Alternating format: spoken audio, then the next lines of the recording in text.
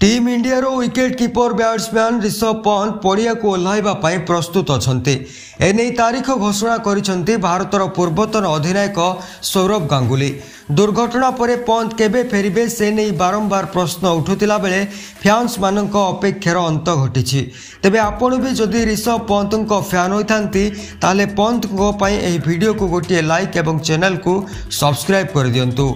वर्तमान ऋषभ फेरिबा नहीं बड़ दाबी करिसंती सौरभ गांगुली। सेपटे मैदान को फेरिबा पई पंत फिटनेस उपरे ध्यान देउछंती।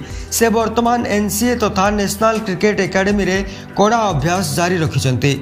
आईपीएल दल दिल्ली कैपिटल्स रो डायरेक्टर सौरभ गांगुली पंत प्रत्यावर्तन को नहीं टाइम्स ऑफ इंडिया को प्रतिक्रिया देइछंती। गांगुली कहिथिले पंत निजको फिट रखिबा पई सबु किछि करूछंती, जापरे से बहुत जल्दी पड़िया को फेरिबे।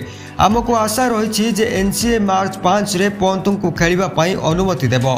एहा परे आमे तांको सह दलर अधिनायकत्व विषय रे कथा हेबु।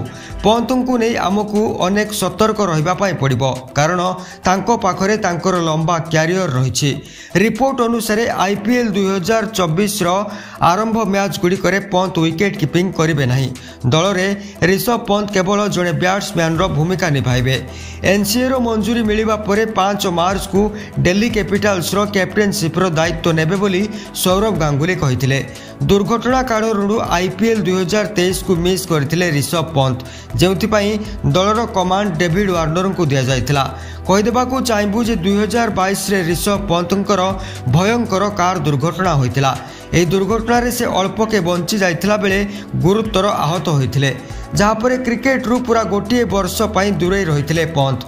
एही समय भितरे से आईपीएल 2023, विश्व test championship final, Asia cup 2023 एवं दिनिकिया विश्व कप भली बड़ टूर्नामेंट को मिस कर देथिले। आ वर्तमान सुस्थ होला परे ऋषभ पंत खूब शीघ्र क्रिकेट मैदान को फेरिबा पई जाउछंती। एहीपरि प्रतिदिन ओडिया रे क्रिकेट न्यूज जानिबा पई वीडियो को लाइक एवं चैनल को सब्सक्राइब करंतु।